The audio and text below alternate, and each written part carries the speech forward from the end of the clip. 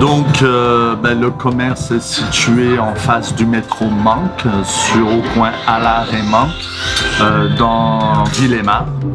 Et nous allons fêter au mois de mars prochain nos 4 ans. Donc ça fait 4 ans que nous avons ouvert le Café Central. C'est un petit peu plus large qu'un café, c'est-à-dire que oui, le nom c'est Café Central, mais il y a le café. Donc on a du café en vrac, on a des sandwichs, on offre des viennoiseries et d'autres petits produits, des machines à café.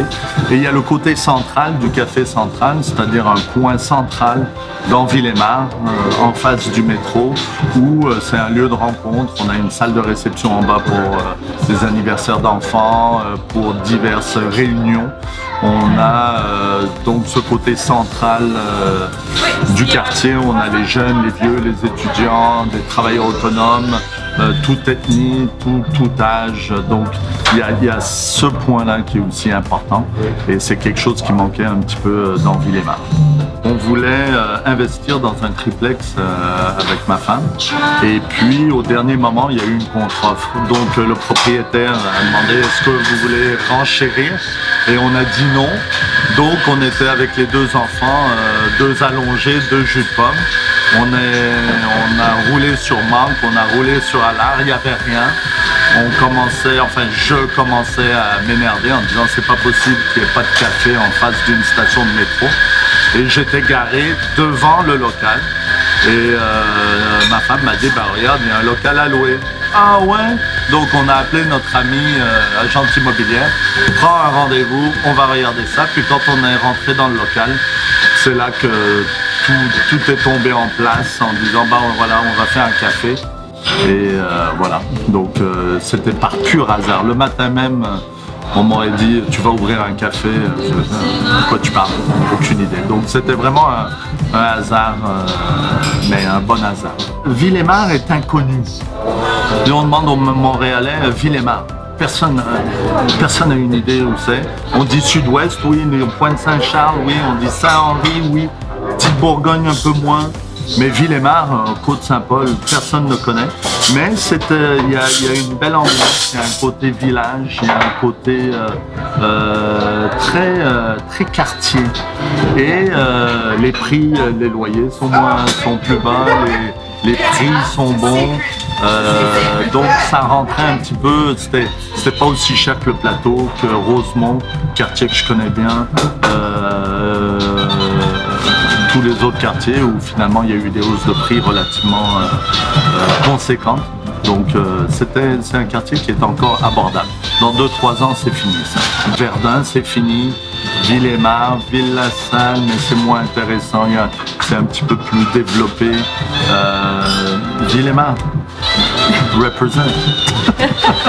Le Sud-Ouest, pour moi, ça fait longtemps, ça fait plusieurs années que je sens cette nouvelle opportunité. Inévitablement, le développement s'est étendu à Verdun.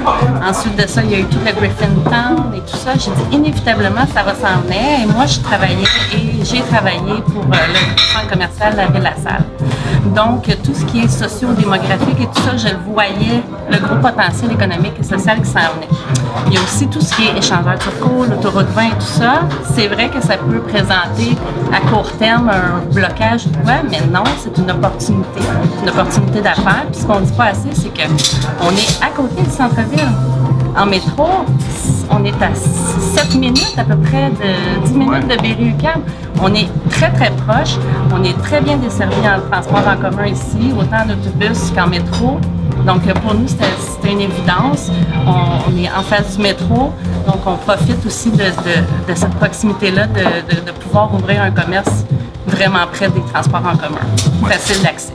Philippe a développé une très bonne connaissance du quartier et de la clientèle depuis 4 ans, évidemment, avec le Café Central. Donc, on entend beaucoup qu'est-ce que les gens ont besoin aussi dans le quartier. Donc, il y a une demande pour avoir d'autres commerces. Puis, étant donné qu'il y a eu une bonne notoriété et un bon succès avec le café, les gens viennent nous voir et disent « quand est-ce que vous ouvrez quelque chose d'autre? » Parce qu'on veut que vous ouvriez autre chose. Puis, on a besoin d'une boulangerie, on a besoin de nouveaux produits, on a besoin de plein de nouvelles expériences d'achat qui n'est pas offerte.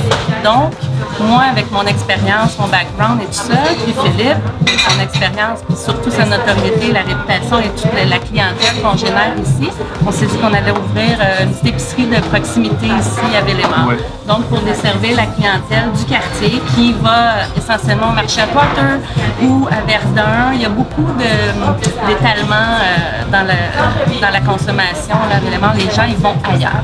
Donc, ce qu'on dit, ben non, on va les garder ici. Donc, on va vraiment participer à la revitalisation économique et culturelle et sociale de Villémar en ouvrant un point où les gens vont pouvoir venir acheter leurs produits qui sont pas, je dirais, complémentaires à des épiceries ou supermarchés qui sont déjà existants. On ne concurrence pas, mais on a une nouvelle offre.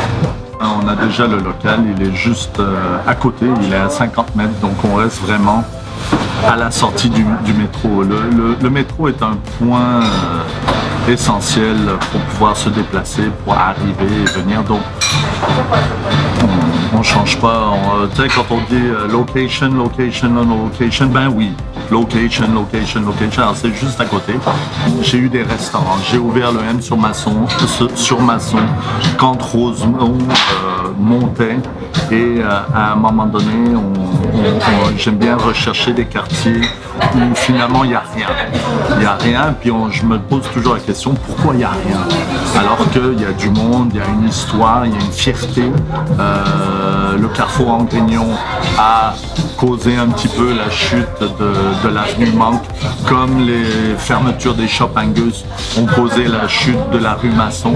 Mais ce sont des rues historiquement commerçantes.